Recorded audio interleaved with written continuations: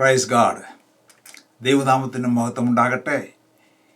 ഇന്ന് വീണ്ടും വേദപുസ്തകത്തിലെ ബുക്സിലൂടെയുള്ളതായ യാത്രയിലേക്ക് നിങ്ങളെ എല്ലാവരെയും സ്വാഗതം ചെയ്യട്ടെ. ഇന്ന് നമ്മൾ പഠിക്കുന്നത് 53-ാമത്തെ ലെസണാണ്. അതായത് സെഖര്യാവിൻ്റെ പുസ്തകം. സെഖര്യാവ് എന്ന് പറയുന്നതായ പ്രവാചകൻ എഴുതിയതായ പുസ്തകമാണ്. പഴയ നിയമത്തിലെ ഒടുവിലത്തെ പുസ്തകമായ മലാഖിയുടെ തൊട്ടുപുറകിലുള്ളതായ പുസ്തകമാണ് ഇന്ന് നമ്മൾ പഠിക്കുന്നത്. ഈ പുസ്തകം പഠിക്കുമ്പോൾ 14 അധ്യായങ്ങൾ ഉണ്ട് എങ്കിൽ തന്നെയും ഒരു ലെസൺ കൊണ്ട് ഇത് തീർക്കണം എന്നുള്ള ആഗ്രഹത്തോടുകൂടെ ഇതിനകത്തെ പ്രധാനപ്പെട്ട ഭാഗങ്ങൾ മനസ്സിലാക്കുവാൻ വേണ്ടിയാണ് ഇന്ന് ഞാൻ ആഗ്രഹിക്കുന്നത്. നമ്മൾ പഠിക്കുന്നത് ആരാണ് ഈ സെഖര്യാ പ്രവാചകൻ, അവനെക്കുറിച്ചുള്ളതായ ഇൻഫർമേഷൻസൊക്കെ എന്തൊക്കെ ഉണ്ട് എന്ന് നമ്മൾ പഠിക്കണം. ഏത് കാലഘട്ടത്തിലാണ് ഈ സെഖര്യാ പ്രവാചകൻ ജീവിച്ചിരുന്നത് എന്ന് നമ്മൾ ചിന്തിക്കും. അതുപോലെ തന്നെ ഏത് സാഹചര്യത്തിലും പശ്ചാത്തലത്തിലും ആണ് ഈ പ്രവാചകൻ പ്രവചിച്ചത്, ഇസ്രായേൽ മക്കളുടെ സാഹചര്യത്തെക്കുറിച്ചാണ് ഞാനിവിടെ പറഞ്ഞത്. അതുപോലെ തന്നെ സെഖര്യാ പ്രവചനത്തിൻ്റെ പ്രത്യേകതകൾ എന്തൊക്കെയാണ് എന്നുള്ളതായ കാര്യം നമ്മൾ ചിന്തിക്കും. ഈ പുസ്തകത്തിലെ കാതലായ മറ്റ് വിഷയങ്ങൾ ഒക്കെ എന്താണെന്നുള്ളതും നമ്മൾ ഈ ലെസണിൽ ഉൾപ്പെടുത്തിക്കൊണ്ട് മുൻപോട്ട് പോകാനായിട്ടാണ് ആഗ്രഹിക്കുന്നത്. ഈ കാലഘട്ടത്തിൽ ജീവിക്കുന്നതായ നമ്മൾക്ക് ഈ പുസ്തകം പഠിക്കുമ്പോൾ അതിൽ നിന്നും ഉള്ള മെസ്സേജ് നമ്മൾക്ക് എന്താണ് എന്നുള്ളതായ കാര്യം, അതാണ് ഏറ്റവും ഇമ്പോർട്ടൻ്റ് ആയിട്ടുള്ളത്. ദൈവത്തിൻ്റെ വചനമെന്ന് പറയുന്നത് മാറ്റമില്ലാത്തതാണ്. അത് എന്നും സംസാരിക്കുന്നതാണ്.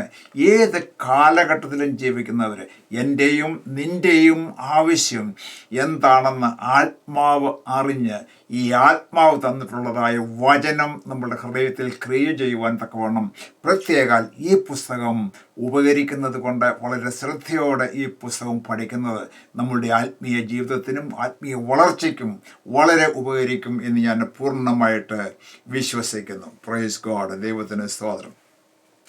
ഇതിൻ്റെ ആരംഭത്തിൽ പറഞ്ഞിരിക്കുന്നത് സെഖര്യാ പ്രവചനം 1-ാം അധ്യായത്തിൻ്റെ 1-ാം വാക്യത്തിൽ പറയുന്നത് ദാര്യാവേശിൻ്റെ 2-ാം ആണ്ട് 8-ാം മാസം എന്നാണ് പറയുന്നത്. അതാണ് കാലഘട്ടം എന്ന് പറയുന്നത്.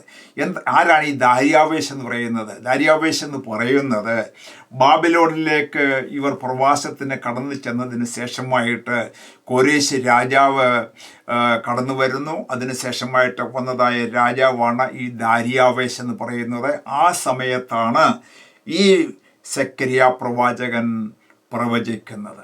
ഒന്നുകൂടെ ലളിതമായിട്ട് പറഞ്ഞാൽ, യെരുശലേമിൽ നിന്നും അല്ലെങ്കിൽ യഹൂദ്യയിൽ നിന്നും ഈ പ്രവാസികളായിട്ട് ബാബിലോണിലേക്ക് പോയതിനു ശേഷമായിട്ട് 70 വർഷങ്ങൾ ബാബിലോണിൽ പാർക്കുന്നതായ യഹൂദ ജനത്തെ അവിടെ നമുക്ക് കാണാം.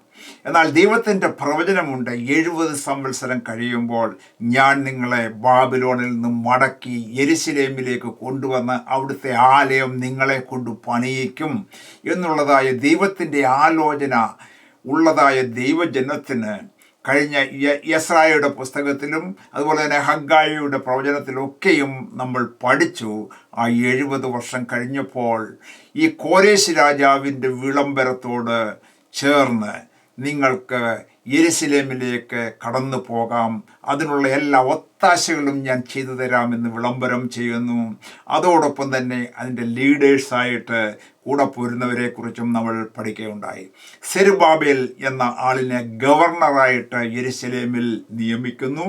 അതോടൊപ്പം തന്നെ യോശുവ എന്ന് പറയുന്ന മഹാപുരോഹിതനായിട്ട് ആലയത്തിൽ ശുശ്രൂഷ ചെയ്യുവാൻ വേണ്ടി സെരുബാബേലിനോടൊപ്പം യെരുശലേമിലേക്ക് വരുന്നു. അവരോടൊപ്പം ഏകദേശം 50,000 ആൾക്കാരും അവിടേക്ക് യെരുശലേമിലേക്ക് മടങ്ങി വരുന്നു. ബാക്കിയുള്ളവർ അവിടെ ബാബിലോണിൽ തന്നെ സെറ്റിലായി അവിടെ താമസിക്കുന്നു എന്നുള്ളതായ കാര്യം നമ്മൾ പഠിച്ചല്ലോ. അപ്പോൾ ഹബക്കൂക്കിൻ്റെ പുസ്തകം നമ്മൾ പഠിക്കുകയുണ്ടായി. സെരുബാബേൽ തൻ്റെ ജനങ്ങളുമായിട്ട് കടന്നു വന്ന് ആലയത്തിൻ്റെ അടിസ്ഥാനമൊക്കെ ഇട്ടു. എന്നാൽ ചുറ്റുപാടുമുള്ളതായ ശത്രുക്കളായിട്ടുള്ള ആളുകളുടെ അസൂയ കൊണ്ടും പിണക്കം കൊണ്ടും വൈരാഗ്യം കൊണ്ടും ദേഷ്യം കൊണ്ടും ഒക്കെ ഈ പണി മുടക്കുവാൻ വേണ്ടി അവരെ കഴിയുന്ന എല്ലാവിധമായ പ്രവർത്തനങ്ങളും ചെയ്യുന്നു.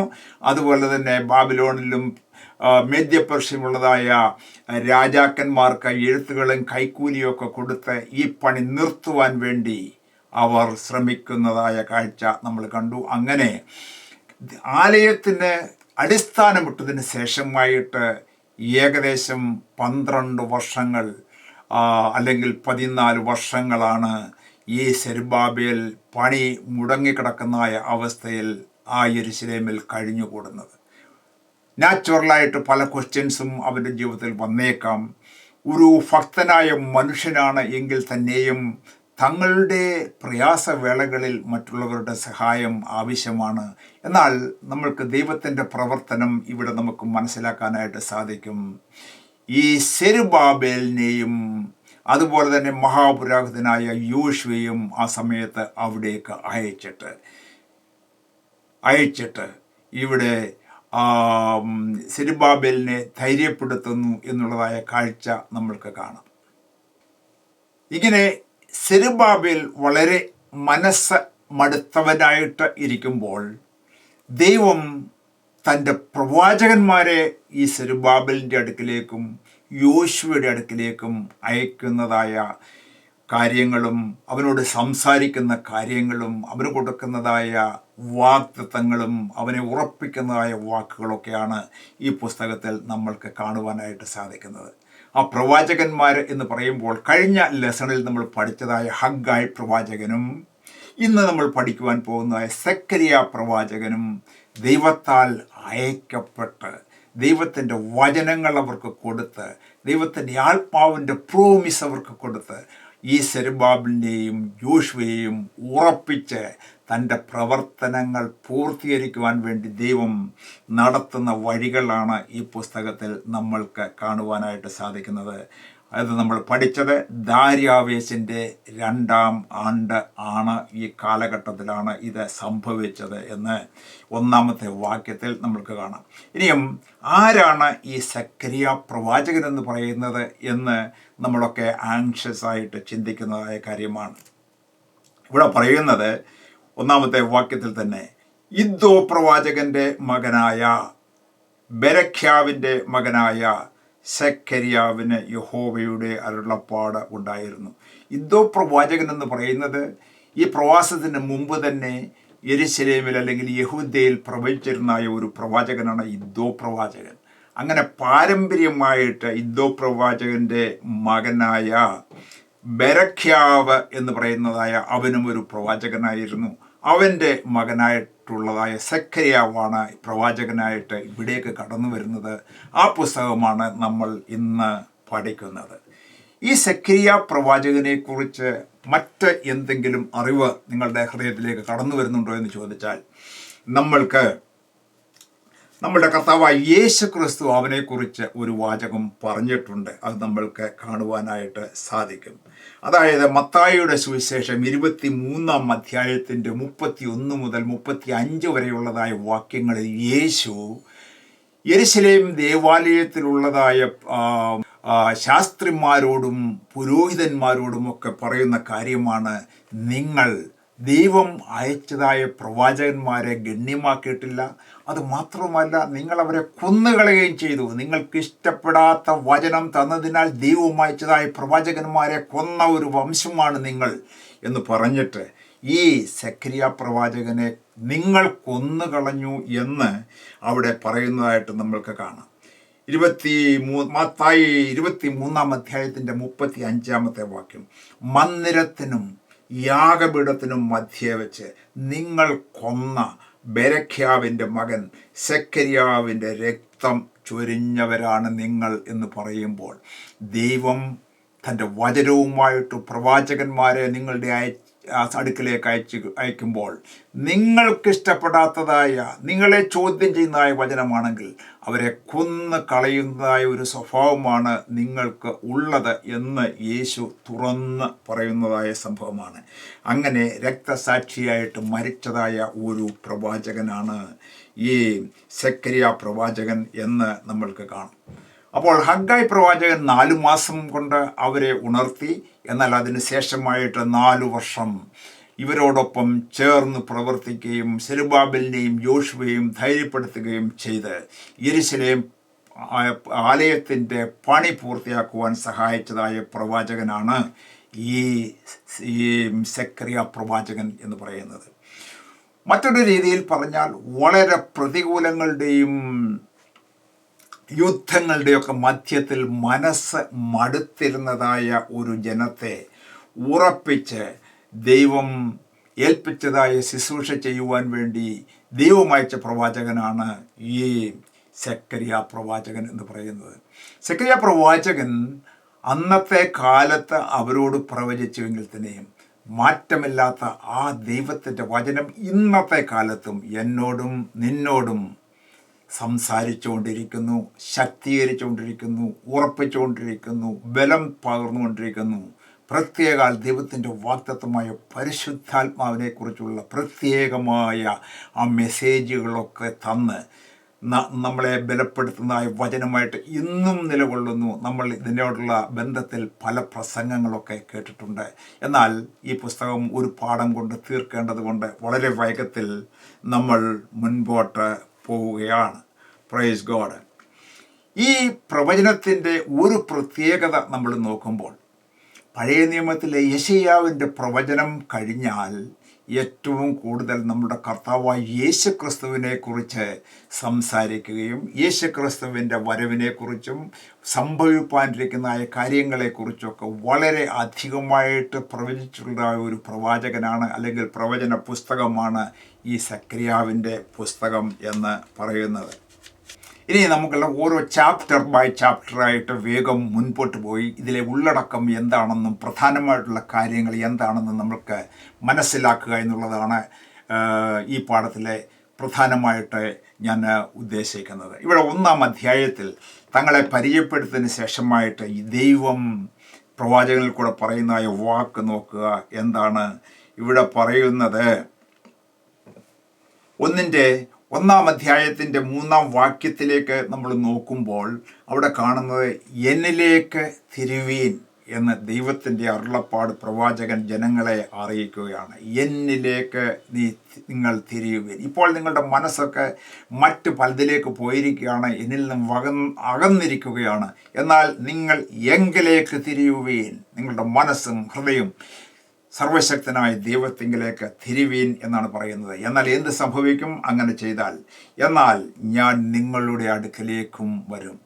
നമ്മൾ ഒരു എഫേർട്ട് ഇട്ട് കർത്താവെ ഞാൻ നിൻ്റെ അടുക്കലേക്ക് വരുന്നു, അതിനായിട്ട് എന്നെ സഹായിക്കണമേ എന്ന് പ്രാർത്ഥിച്ചുകൊണ്ട് സമർപ്പണത്തോടുകൂടെ ദൈവസന്നിധിയിലേക്ക് കടന്നു വരുമ്പോൾ നമ്മുടെ അടുക്കിലേക്ക് കടന്നു വരുവാൻ മനസ്സ് തുറന്നിരിക്കുന്നതായ ഒരു പിതാവാണ് നമ്മൾക്കുള്ളത് എന്ന് ഇന്നും നമ്മോട് ഈ ദൈവത്തിൻ്റെ വചനം സംസാരിച്ചു കൊണ്ടിരിക്കുന്നതാണ്. എന്നാൽ അതിൻ്റെ വ്യവസ്ഥ എന്താണ്? വിശുദ്ധനായ ദൈവത്തിൻ്റെ സന്നിധിയിൽ വിശുദ്ധിയോടുകൂടെ കടന്നു വരണം എന്നുള്ളതാണ്.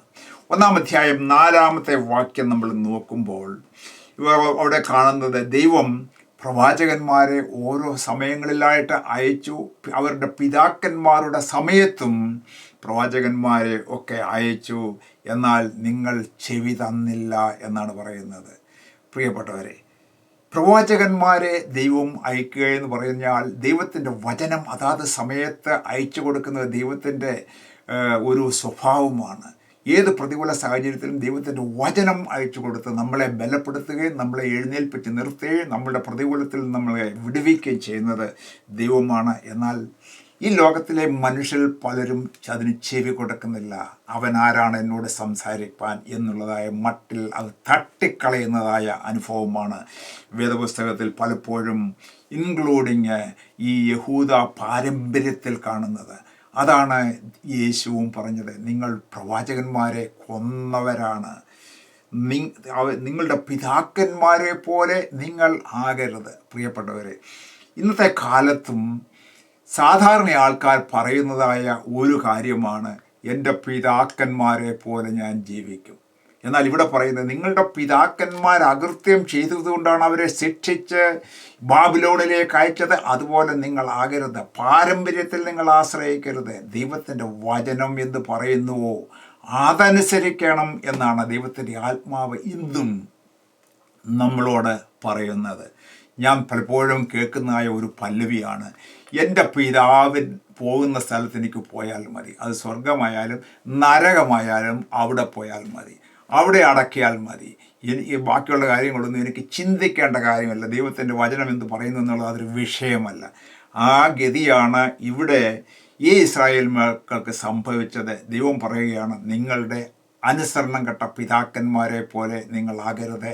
ആ പാരമ്പര്യമല്ല നിങ്ങളെ നടത്തേണ്ടത്, മാറ്റമില്ലാത്ത ദൈവത്തിൻ്റെ വചനമാണ് നിങ്ങളെ നടത്തേണ്ടത് എന്ന് ആണ് ഇവിടെ ദൈവത്തിൻ്റെ ആത്മാവ് നമ്മളെ അന്നും ഇന്നും ഓർപ്പിക്കുന്നത്.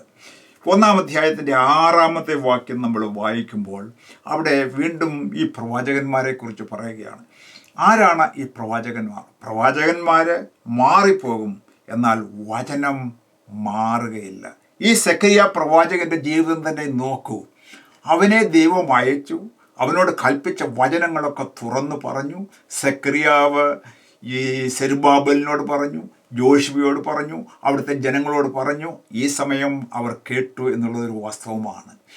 അതുമാത്രവുമല്ല, അതേ സെയിം വചനം ഇതിൽ പറഞ്ഞിരിക്കുന്ന എല്ലാ കാര്യങ്ങളും ഇന്നും അത് സംസാരിച്ചുകൊണ്ടാണ്. ആ പ്രവാചകനെ അവർ കൊന്നു കളഞ്ഞു. സെഖരിയ പ്രവാചകനെ മന്ദിരത്തിൽ വെച്ച് തന്നെ ഈ ശാസ്ത്രിമാരും പരീശന്മാരും അവിടുത്തെ ഗുണ്ടകളും ചേർന്നവനെ കൊന്നു കളഞ്ഞു എന്നാണ് കാണുന്നത്. എന്നാൽ ഈ വചനം മാറിപ്പോകയില്ല. അവൻ പരിശുദ്ധാത്മാവ് സെഖരിയ പ്രവാചകനിൽ കൂടെ കൊടുത്തതായ ഈ ദൈവത്തിൻ്റെ വചനം അത് മാറിപ്പോകയില്ല എന്നാണ് ഇവിടെ എഴുതിയിരിക്കുന്നത്. പ്രവാചകന്മാർ മാറിപ്പോകും, അവരുടെ കാലശേഷം അവരും മാറിപ്പോകും. എന്നാൽ അവർ നിങ്ങളോട് സംസാരിച്ചതായ വചനം ഇവൻ സ്വർഗത്തിൽ ദൈവത്തിൻ്റെ സന്നിധിയിൽ ന്യായവിധിക്ക് നിൽക്കുമ്പോഴും അവിടെ സാക്ഷ്യം പറയും. ഇന്ന ആൾ ഇപ്പോൾ നിങ്ങളോട് ഈ സുവിശേഷം പറഞ്ഞില്ലേ, മാനസാന്തരത്തിൻ്റെ വാക്ക് പറഞ്ഞില്ലേ, പരിശുദ്ധാത്മ നിറവിനെക്കുറിച്ചുള്ള അനുഗ്രഹങ്ങൾ പറഞ്ഞില്ലേ, അത് എന്തുകൊണ്ട് നിങ്ങൾ സ്വീകരിച്ചില്ല? ആ വചനം അന്നും മാറിപ്പോകത്തില്ല. ആ വചനത്തിൻ്റെ ബേസിലായിരിക്കും കർത്താവ് നമ്മൾക്ക് പ്രതിഫലം തരുന്നത്, അല്ലെങ്കിൽ നമ്മളെ ജഡ്ജ് ചെയ്യുന്നത്. ദൈവത്തെ സേവിക്കുന്നവരുടെ സൈഡിലേക്ക് നമ്മളെ മാറ്റി നിർത്തുന്നത് അല്ല, പിശാചിനോട് ചേർന്ന് നിൽക്കുന്നവരെ ആ സൈഡിലേക്ക് മാറ്റി നിർത്തുന്നതായ ആ ജഡ്ജ്മെൻ്റ് ദിവസത്തിൽ ഈ വചനത്തിൻ്റെ ബേസിലായിരിക്കും ആ ന്യായവിധി നടക്കുന്നത് എന്ന് നമ്മൾ ഓർത്തിരിക്കുകയാണ്. ഇനിയും അടുത്തതായിട്ട് 1-ാം അധ്യായത്തിൻ്റെ 8-ാമത്തെ വാക്യം മുതൽ നമ്മൾ നോക്കുമ്പോൾ രാത്രി ദർശനങ്ങൾ ഈ സെഖരിയ പ്രവാചകൻ കാണുകയാണ്. രാത്രി സമയത്ത് പല പലമായ ദർശനങ്ങൾ യെരുശലേമിനോടുള്ളതായ ബന്ധത്തിൽ കാണുന്നു. 1-8 മുതൽ 17 വരെ ഉള്ളതായ വാക്യങ്ങൾ നോക്കുമ്പോൾ കുതിരപ്പുറത്ത് കയറിയിരിക്കുന്നവരുടെ ദർശനമാണ് അവിടെ കാണുന്നത്. കുതിരപ്പുറത്ത് കയറിയിരിക്കുന്നവരുടെ ദർശനം. അപ്പോൾ 8 മുതൽ 17 വരെയുള്ള വാക്യങ്ങളിൽ ആരാണ് ഈ കുതിരപ്പുറത്ത് കയറിയിരിക്കുന്നത് എന്ന് ചോദിക്കുമ്പോൾ, ഇവർ ഭൂമിയിൽ ഊടാടി സഞ്ചരിക്കേണ്ടതിന് യഹോവ അയച്ചിരിക്കുന്നവർ തന്നെ എന്ന് ഉത്തരം പറഞ്ഞു. അവർ കൊഴുന്തുകളുടെ ഇടയിൽ നിൽക്കുന്ന യഹോവയുടെ ദൂതനോട്, ഞങ്ങൾ ഭൂമിയിൽ ഊടാടി സഞ്ചരിച്ചു, സർവ്വഭൂമിയും സ്വസ്ഥമായി വിശ്രമിച്ചിരിക്കുന്നത് കണ്ടു എന്ന് ഉത്തരം പറഞ്ഞു. സർവ്വഭൂമിയും എന്ന് പറയുമ്പോൾ അന്ന് യെരുശലേമിൻ്റെ ചുറ്റുപാടുമുള്ളതായ ശത്രുക്കളാണ് ചുറ്റുപാട് നമുക്ക് കാണാനായിട്ട് സാധിക്കുന്നത്. ഫറവോന് അവരെ ഉപദ്രവിച്ചതായ ശത്രുവാണ് ഈജിപ്റ്റ്. അതുപോലെ തന്നെ ബാബിലോൺ എന്ന് പറയുന്നത് അവരുടെ ശത്രുക്കളാണ്. അതുപോലെ തന്നെ മേദ്യ പേർഷ്യയായ ഗ്രീസ്, റോമൻസ്, ഇവരെല്ലാം തന്നെ 4 കൊമ്പുകൾ എന്നുള്ളതായ ഒരു ദർശനത്തിലാണ് പുറകോട്ട് നമുക്ക് കാണുവാനായിട്ട് സാധിക്കുന്നത്. 1-18 മുതൽ 21 വരെയുള്ളതായ വാക്യങ്ങളിൽ അവിടെ നോക്കുമ്പോൾ വേറൊരു ദർശനമാണ്. ഞാൻ തലപൊക്കി നോക്കിയപ്പോൾ 4 കൊമ്പുകൾ കണ്ടു. ഈ രാജ്യങ്ങൾ വലിയ ശക്തിയുള്ളതാണ്. കൊമ്പ് എന്ന് പറയുന്നത് അഹങ്കാരത്തെ കാണിക്കുന്നതാണ്. അതുകൊണ്ടാണ് സങ്കീർത്തനത്തിൽ പറയുന്നത്, നിങ്ങളുടെ കൊമ്പ് ഉയർത്തരുത് ദൈവസന്നിധിയിൽ എന്ന് പറഞ്ഞാൽ അഹങ്കരിക്കരുത് എന്നുള്ളതാണ്. ആ കൊമ്പൊക്കെയും ഒടിച്ചു കളയുന്നവനാണ് ദൈവം എന്ന് നമ്മൾ മനസ്സിലാക്കണം. എന്നാൽ അവിടെ നമ്മൾ നിർത്തട്ടെ. ഇങ്ങനെ കൊമ്പുകളായിട്ടുള്ള ശത്രുക്കൾ വളരെ ശക്തിയോടുകൂടെ ഗർവത്തോടുകൂടെ നിൽക്കുന്നുവെങ്കിൽ തന്നെയും 1:20-21 വാക്യത്തിൽ കാണുന്നതായ മറ്റൊരു രാത്രി ദർശനമാണ് കൊല്ലന്മാരെ അവിടെ കാണുവാനായിട്ട് സാധിക്കുന്നു. അപ്പോൾ പീഡിപ്പിച്ചതായ എല്ലാ ജാതികളെയും നശിപ്പിക്കുവാനായിട്ട് ദൈവം അവിടെ അയച്ചതായ കൊല്ലന്മാരെന്ന് പറഞ്ഞാൽ നമ്മൾക്കറിയാം, ഇരുമ്പിനെ ഒക്കെ ചുറ്റിക കൊണ്ട് ആടിച്ച് പരത്തി അതിൻ്റെ ബലം ക്ഷയിപ്പിക്കുന്നതായ കൊല്ലന്മാരെയാണ് അവിടെ കാണുന്നത്. എന്ന് പറഞ്ഞാൽ ശത്രു രാജ്യം എത്രമാത്രം അവരുടെ കൊമ്പുകളെ ഉയർത്തി ശക്തിയോടെ നിന്നാലും അവരെയൊക്കെ തകർക്കുവാൻ തക്കവണ്ണം ദൈവം ചില കൊല്ലന്മാരെ അയക്കും. അവരുടെ കയ്യിലുള്ളതായ ചുറ്റിക കൊണ്ട് അവരുടെ ഈ ബലത്തെ അടിച്ച് തകർക്കുവാൻ തക്കവണ്ണം ദൈവം ശക്തനാണ് എന്ന് കാണിക്കുന്നതായ ഒരു ദർശനമാണ് അവിടെ കാണുന്നത്. നിങ്ങൾ ഭയപ്പെടേണ്ട, ധൈര്യമായിട്ട് നിങ്ങൾ മതിലുകൾ പണിത് കൊള്ളുക, ദൈവം നിങ്ങളെ സഹായിക്കുമെന്നുള്ളതായ ഒരു മെസ്സേജാണ് അവിടെ കാണുന്നത്. 2-ാം അധ്യായത്തിലേക്ക് കടന്നു വരുമ്പോൾ അതിൻ്റെ 5-ാമത്തെ വാക്യം നമ്മൾ കാണുന്നത് മതിലില്ലാതെ തുറന്നു കിടക്കുന്നതായ ഒരു പട്ടണമാണ്. എന്നാൽ ദൈവത്തിൻ്റെ പ്രോമിസ് എന്ന് പറയുന്നത് എന്താണ്? ഞാൻ അതിന് ചുറ്റും തീമതിൽ ആയിരിക്കും. യെരുശലേമിൻ്റെ മതിലുകളെല്ലാം ശത്രുക്കൾ തകർത്ത് കളഞ്ഞു. ഏതവനും അവിടേക്ക് കയറി വന്ന് അവരെ ആക്രമിക്കുവാനും കൊല്ലുവാനും കൊള്ളയിടുവാനും ഒക്കെയുള്ളതായ സാധ്യതകളുണ്ട്.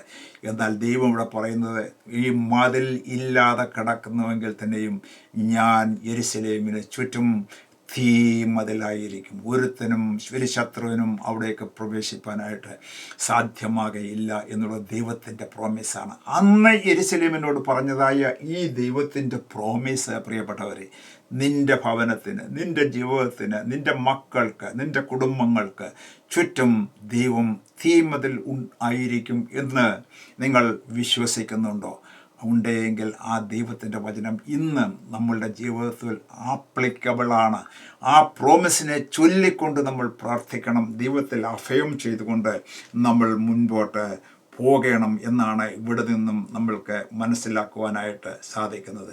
2-ാം അധ്യായത്തിൻ്റെ 8-ാമത്തെ വാക്യം നമ്മൾ നോക്കുമ്പോൾ അവിടെ പറയുന്നത്, നിങ്ങളെ തൊടുന്നവൻ എൻ്റെ കൺമണിയെ തൊടുന്നു. എൻ്റെയും നിൻ്റെയും കൺമണി എന്ന് പറയുന്നത് വളരെ ഇമ്പോർട്ടൻ്റ് ആയിട്ടുള്ള ശരീരഭാഗമാണ്. അവിടെ ഒരു ശത്രു വന്ന് കണ്ണിൽ കുത്തിക്കഴിഞ്ഞാൽ നമ്മൾ പെട്ടെന്ന് തട്ടിക്കളയും. അതുപോലെയാണ് ദൈവത്തിൻ്റെ കൺമണിയാണ് തൻ്റെ മക്കളെ തൊടുന്നവരെ തൻ്റെ കൺമണിയെ തൊടുന്ന പോലെയാണ്. ദൈവം അതിന് ശത്രുവിനെ അനുവദിക്കുകയില്ല. നമ്മൾ പ്രൊട്ടക്റ്റഡാണ്. അവിടുത്തെ കൺമണി പോലെ നമ്മളെ സൂക്ഷിക്കും എന്നുള്ളതായ പാട്ട് ഒക്കെ നമ്മൾ ഓർക്കുന്നുണ്ടല്ലോ. 2-ന്റെ 10-ാമത്തെ വാക്യം നമ്മൾ വായിക്കുമ്പോൾ, ഞാൻ എല്ലാം വിവരിച്ച് പറയുന്നില്ല സമയക്കുറവ് കൊണ്ട്, എന്നാൽ നമ്മൾ മുൻപോട്ട് പോകുമ്പോഴും പ്രകാലയും ഈ ദൈവത്തിൻ്റെ വചനം നിങ്ങൾ വായിക്കുകയും മെഡിറ്റേറ്റ് ചെയ്യുകയും ചെയ്യുമ്പോൾ നിങ്ങളുടെ ആത്മീയ ജീവിതത്തിൽ ദൈവം നിങ്ങളെ ശക്തീകരിക്കുമെന്നുള്ള ഉറപ്പ് ഞാൻ നിങ്ങൾക്ക് തരികയാണ്. 2-ാം അധ്യായം 10-ാമത്തെ വാക്യത്തിൽ പറയുന്നത്, ഞാൻ നിൻ്റെ മധ്യേ വസിക്കും. ഇസ്രായേലിൻ്റെ മധ്യത്തിൽ വസിക്കുന്ന ദൈവമാണ്. വസിക്കുവാൻ ഇഷ്ടമുള്ള ദൈവമാണ്.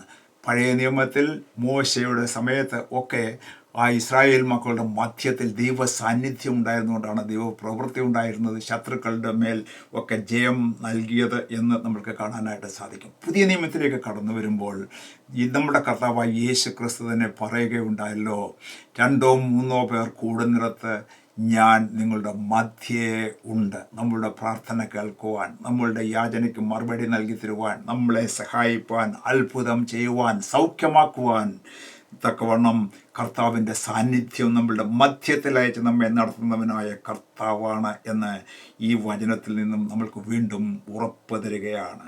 3-ാമത്തെ അധ്യായത്തിലേക്ക് നമ്മൾ കടന്നു വരുമ്പോൾ അവിടെ നമുക്ക് കാണാനായിട്ട് എന്നായ ഒരു വസ്തുത, മഹാപുരോഹിതനായ യോശുവയുടെ വസ്ത്രമിത അല്പം മുഷിഞ്ഞിരിക്കുന്നു ദൈവസന്നിധിയിലേക്ക് കടന്നു വരുമ്പോൾ. സാധാരണക്കാരായ ആൾക്കാരൊക്കെ അത് നോട്ട് ചെയ്തില്ല എങ്കിൽ തന്നെയും അത് നോട്ട് ചെയ്തായ ഒരാളുണ്ട്, അത് സാത്താനാണ്.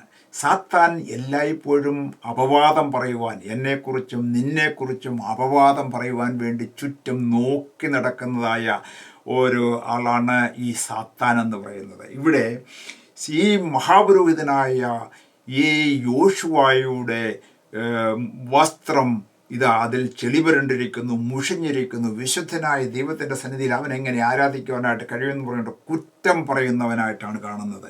എന്നാൽ ദൈവം അവനെ ശാസിച്ച് കളഞ്ഞു. എൻ്റെ ദാസനായ ഈ യോശുവയെ അവനെ ഉത്സവ വസ്ത്രം ധരിപ്പിക്കണം എന്നാണ് പുറകെ നമുക്ക് കാണുവാനായിട്ട് സാധിക്കുന്നത്. എന്നിട്ട് സാത്താനെ അവിടെ നിന്നും ആട്ടിക്കളയുകയാണ്. നമ്മളുടെയും ജീവിതത്തിൽ ശത്രു നമ്മളെക്കുറിച്ച് ദോഷം പറയും എങ്കിൽ തന്നെയും നമ്മുടെ കർത്താവായ യേശു ക്രിസ്തുവിൻ്റെ രക്തത്താൽ നമ്മൾ ശുദ്ധീകരണം പ്രാപിച്ചുകൊണ്ട് കർത്താവിൻ്റെ സന്നിധിയിൽ നിൽക്കുവാൻ തക്കവണ്ണം ദൈവം ശക്തനാണ് എന്ന് നമ്മൾക്ക് കാണാം.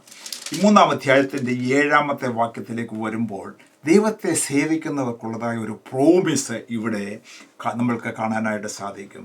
ഇവിടെ യോശുവയോട് പറയുന്നതായ കാര്യമാണ് 3-ന്റെ 7-ാമത്തെ വാക്യം.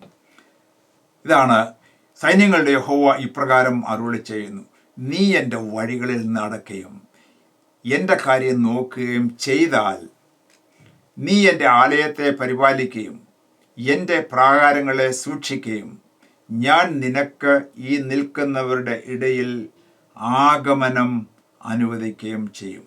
എന്ന് പറഞ്ഞാൽ, എന്നെ നീ മാനിച്ചാൽ നിന്നെ ഞാൻ മാനിക്കും. നിന്നെ എൻ്റെ മഹാപുരോഹിതനായിട്ട് നിന്നെ ഇവിടെ നിയമിച്ച് ജനങ്ങൾ നിന്നെ മാനിക്കുന്നവനായിട്ട് നിന്നെ ആക്കി തീർക്കും. ജനങ്ങൾ ഹൃദയത്തിൽ ആ വ്യത്യാസം വരും. നിൻ്റെ ജീവിതത്തിലും ആ സന്തോഷവും സംതൃപ്തിയും ധൈര്യവും പകർന്നു തന്ന് നിന്നെ ഒരു മഹാപുരോഹിതനായിട്ട് നടത്തുവാൻ തക്കവണ്ണം ഞാൻ ശക്തനാണ് എന്നുള്ളതായ ഉറപ്പാണ്. പ്രിയപ്പെട്ടവരെ, നിങ്ങളുടെയും ജീവിതത്തിൽ ഈ വാഗ്ദത്തം ഏറ്റെടുക്കാം. നിങ്ങൾ എൻ്റെ കാര്യം നോക്കിയാൽ, കർത്താവിനെ സേവിച്ചാൽ, കർത്താവിന് വേണ്ടി നിന്നാൽ, കർത്താവിന് വേണ്ടി കഷ്ടം അനുഭവിച്ചാൽ, ഇവിടെ യോശുവയ്ക്ക് കൊടുത്തതായ ആ വാഗ്ദത്തം നമ്മളുടെ ജീവിതത്തിൽ കർത്താവ് തരുവാൻ തക്കവണ്ണം വിശ്വസ്തനാണ്. ഞാൻ നിനക്ക് ഈ നിൽക്കുന്നവരുടെ ഇടയിൽ ആഗമനം അനുവദിക്കും. നിന്റെ ചുറ്റുപാടും നിൽക്കുന്നതായ ഈ ജനങ്ങളുടെ മധ്യത്തിൽ നിനക്കൊരാഗമനം നൽകും. നിന്നെ ബഹുമാനിക്കും. നിനക്ക് ലഭിക്കേണ്ടതായ എല്ലാ അനുഗ്രഹങ്ങളും തന്ന് നിന്നെ ഒരു അനുഗ്രഹ പാത്രമാക്കി തീർക്കും എന്നുള്ളതായ ദൈവത്തിൻ്റെ വചനം ഇന്നും നമ്മളോട് ഓരോരുത്തരോടും സംസാരിക്കുന്നു. ഏറ്റെടുക്കണം എന്നുള്ളതാണ് ദൈവത്തിൻ്റെ ആത്മാവ് നമ്മളെ ഓർപ്പിക്കുന്നത്. Praise God. ഇനിയും 4-ാമത്തെ അധ്യായത്തിലേക്ക് വേഗം നമ്മൾക്ക് കടന്നു പോകാം. അവിടെ നമ്മൾക്ക് കാണാനായിട്ട് സാധിക്കുന്നത് ഒരു വിളക്ക് തണ്ടാണ്. പഴയ നിയമകാലത്ത് ആലയത്തിൽ ഉണ്ടായിരുന്നതായ വിളക്ക് തണ്ട് വളരെ പ്രാധാന്യം അർഹിക്കുന്നത് ആണ്. വിളക്ക് തണ്ടിന് അതിൻ്റെ അകത്ത് എണ്ണ ഒരിക്കലും ഇല്ലാതെ വരരുത്. അതിൻ്റെ തിരികൾ എപ്പോഴും പ്രകാശിച്ചു കൊണ്ട് ഇരിക്കണം. എന്നാൽ ഈ സമയത്ത് അവർക്ക് ആലയത്തിലുള്ളതായ ശുശ്രൂഷകളൊന്നും ഇല്ല. വിളക്ക് തണ്ട് ഇല്ല. വിളക്ക് തണ്ടിൽ ഒഴിക്കുവാനായിട്ട് ഒലിവെണ്ണ അവർക്കില്ല. ഇങ്ങനെയുള്ള പല പ്രശ്നങ്ങൾ കൂടെ കടന്നു പോകുമ്പോൾ ദൈവത്തിൻ്റെ ആത്മാവ് ഇവരെ ഈ സഖരിയാവിനെ ഈ കാഴ്ച കാണിക്കുകയാണ്. നിൻ്റെ മുമ്പിൽ ഞാൻ ചെയ്യാൻ പോകുന്നതായ കാര്യം നിന്നെ കാണിക്കുന്നു. ഇതാ ഒരു വിളക്ക് തണ്ട്, അതിൻ്റെ തിരികൾ എല്ലാം കത്തിക്കൊണ്ടിരിക്കുന്നു.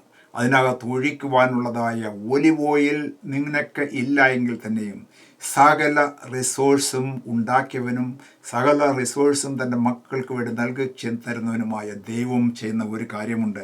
ഇതിൻ്റെ 2 വശത്തായിട്ട് 2 ഒലിവ് മരങ്ങൾ ദൈവം നിർത്തിയിരിക്കുന്നതായിട്ട് കാണും.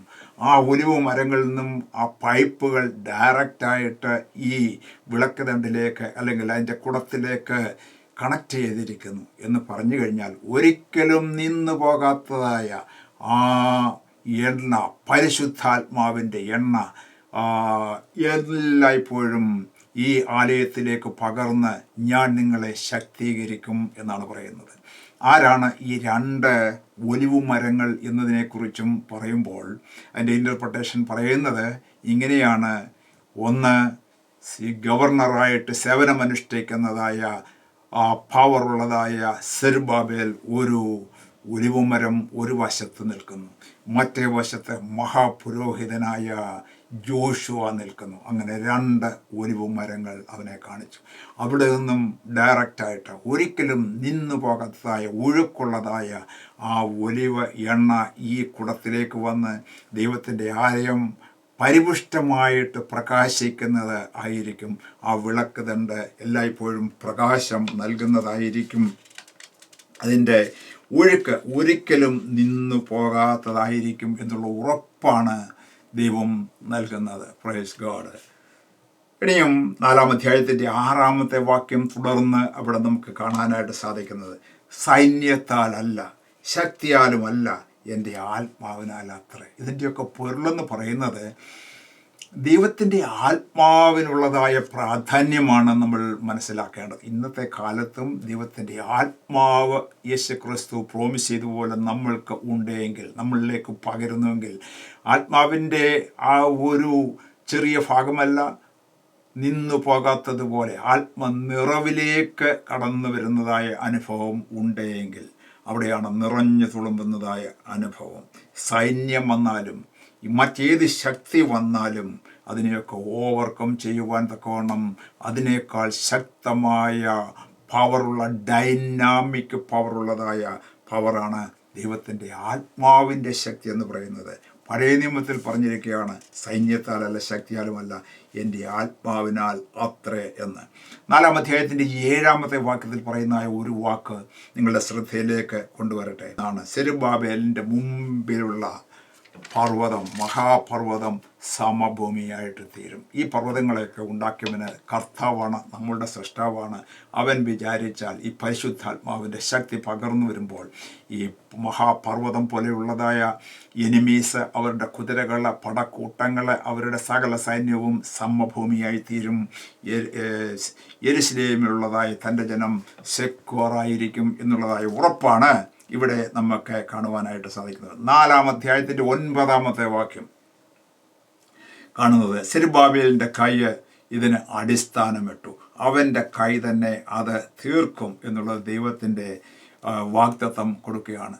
സെരുബ്ബാബേലിൻ്റെ കൈ ഈ ആലയത്തിന് അടിസ്ഥാനമിട്ടു. എന്നാൽ ചില സമയങ്ങളിലേക്ക് അത് മുടങ്ങിപ്പോയെങ്കിൽ തന്നെയും ദൈവത്തിൻ്റെ പ്രോമിസാണ്, ആത്മാവിനാൽ നിറച്ച് ശത്രുക്കളെയൊക്കെ മാറ്റിയിട്ട് അതിൻ്റെ ഫൈനലായിട്ടുള്ളതായ ക്യാപ് സ്റ്റോൺ വെക്കുന്നതും നീ തന്നെയായിരിക്കും എന്ന് പറഞ്ഞാൽ, നിൻ്റെ മുമ്പിൽ മുടങ്ങിക്കിടക്കുന്നതായ നന്മകളെയൊക്കെ നിനക്ക് നൽകി തന്ന് അത് ഫിനിഷിംഗ് പോയിന്റിലേക്ക് വരുത്തി ദൈവം നിന്നെ സംതൃപ്തിയോടുകൂടി ഈ ലോകത്തിൽ നടത്തും എന്നുള്ളതായ വാഗ്ദത്തം അന്ന് സെരുബ്ബാബേലിന് കൊടുത്തുവെങ്കിൽ ഇന്നും നിൻ്റെ മധ്യത്തിൽ, നിൻ്റെ മുമ്പിൽ നിൽക്കുന്ന ഏത് മഹാപർവ്വതമുള്ള പ്രശ്നത്തെയും മാറ്റിയിട്ട് നീ അടിസ്ഥാനമിട്ട് തുടങ്ങിയിരിക്കുന്നതായ കാര്യങ്ങളെ പൂർത്തിയാക്കുവാൻ തക്കവണ്ണം ദൈവം നിന്നെ ശക്തീകരിക്കുമെന്നാണ് ദൈവത്തിൻ്റെ ആത്മാവ് ഈ വചനത്തിൽ കൂടെ എന്നോടും നിന്നോടും സംസാരിക്കുന്നത്. 4-ാമത്തെ അധ്യായം 10-ാമത്തെ വാക്യം എന്നെ വളരെ ഇൻഫ്ലുവൻസ് ചെയ്തിട്ടുള്ളതായ ഒരു വാക്യമാണ്. സെരുബ്ബാബേലിൻ്റെ കയ്യിലിരുന്ന തൂക്കുകട്ട കണ്ട് ദൈവം സന്തോഷിക്കുന്നു. എന്താണ് ഈ തൂക്കുകട്ട എന്ന് പറയുന്നത്? ചെറിയ ഒരു സാധനമാണ്. പ്ലംബ് ലൈൻ എന്ന് പറഞ്ഞു കഴിഞ്ഞാൽ ഈ മേസ്ത്രിമാരൊക്കെ കല്ലിൻ്റെ പണികളൊക്കെ ചെയ്യുമ്പോൾ, ആലയത്തിൻ്റെ പണി ചെയ്യുമ്പോൾ ഈ പണി നേരെയാണോ, ഈ കല്ലുകൾ നേരെയാണോ എന്ന് നോക്കുന്നതായ ഒരു ചെറിയ ഒരു ഉപകരണമാണ് ഈ തൂക്കുകട്ട എന്ന്, നൂലിൽ കെട്ടിയതായ തൂക്കുകട്ട. അപ്പോൾ ഈ സെരുബ്ബാബേൽ ഈ ചെറിയ ഒരു കാര്യം കൊണ്ട് ഇതിൻ്റെ അളവൊക്കെ പിടിച്ച് ശരിയാണോ എന്ന് നോക്കുമ്പോൾ അത് കണ്ട് സന്തോഷിക്കുന്ന ഒരു ദൈവമുണ്ട്. അത് തുറന്ന് പറഞ്ഞിരിക്കുകയാണ് ഇവിടെ. നമ്മളുടെയും ജീവിതത്തിൽ കർത്താവിന് വേണ്ടി ചെറിയ കാര്യങ്ങൾ ചെയ്യുമ്പോൾ ദൈവം അത് കാണുന്നവനാണ്, അതിൽ സന്തോഷിക്കുന്നവനാണ്, അതിൽ നിന്നെ അനുഗ്രഹിക്കുന്നവനാണ്. നിൻ്റെ ആഗ്രഹം അനുസരിച്ച് ആ പ്രവർത്തനം പൂർത്തിയാക്കുവാൻ തക്കവണ്ണം ദൈവം നിന്നെ ശക്തനാക്കുന്നുള്ളതായ വാഗ്ദത്തവും ഇവിടെ നമ്മൾക്ക് കാണുന്നുണ്ട്. ഈ തൂക്കുകട്ടയുടെ മറ്റൊരു കാര്യമെന്ന് പറയുമ്പോൾ അത് അളവുകോലിനെ സൂചിപ്പിക്കുന്നതാണ്. എന്തിനാണ് ഈ അളവുകോൽ എന്ന് പറയുന്നത്? ദൈവത്തിൻ്റെ വചനം, കാനോൻ എന്ന് പറയുമ്പോൾ അളവുകോൽ എന്ന് പറയുന്നത് ദൈവത്തിൻ്റെ വചനത്തിന് യാതൊരു മാറ്റവും വരുത്തുവാൻ നമ്മൾ അലൗഡല്ല. ദൈവം പറഞ്ഞിരിക്കുന്ന വചനം അതിൻ്റെ ശരിയായ രീതിയിൽ പണിയണം, അത് ശരിയായ രീതിയിൽ പറയണം, അത് ശരിയായ ജീവിതത്തിൽ നമ്മളുടെ ജീവിതത്തിൽ അക്സെപ്റ്റ് ചെയ്യണം. അങ്ങനെ പോകുന്ന വചനപ്രകാരം പോകുന്നതായ ഒരു ജനത്തെയാണ് ദൈവം അനുഗ്രഹിക്കുന്നത് എന്ന് നമ്മൾക്ക് ഇവിടെ കാണാനായിട്ട് സാധിക്കും. അങ്ങനെ ഈ സെരുബ്ബാബേലിനെയും ജോഷുവയെയും ദൈവത്തിൻ്റെ രണ്ട് അഭിഷക്തരായിട്ട് നിർത്തിക്കൊണ്ട് ദൈവത്തിൻ്റെ ആലയം പണി അവിടെ പൂർത്തീകരിക്കുന്ന ചരിത്രമാണ് അവിടെ നമ്മൾക്ക് കാണുന്നത്. അപ്പോൾ സ്പിരിറ്റ് ഫീൽഡ് ലീഡേഴ്സ് അല്ലെങ്കിൽ സ്പിരിറ്റ് പവേർഡ് ലീഡർഷിപ്പ് എന്ന് പറയുന്നത് ഒരു പണിയുടെ കാര്യത്തിലുള്ളതായ ആ പ്രവർത്തനത്തിന് വളരെ ഇമ്പോർട്ടൻ്റ് ആണ്. നമ്മളുടെ ഒരു ഓർഗനൈസേഷന് മുൻപിൽ നിൽക്കുന്നവർ, നമ്മളെ നടത്തുന്നവർ ദൈവ ആത്മാവിനാൽ നിറയപ്പെട്ടവരായിരിക്കണം. അങ്ങനെയുള്ളവർക്ക് മാത്രമേ ദൈവത്തിൽ നിന്നും ആലോചന പ്രാപിച്ച് നമ്മൾ ജനങ്ങളെ നടത്തുവാനായിട്ട് സാധിക്കുകയുള്ളൂ.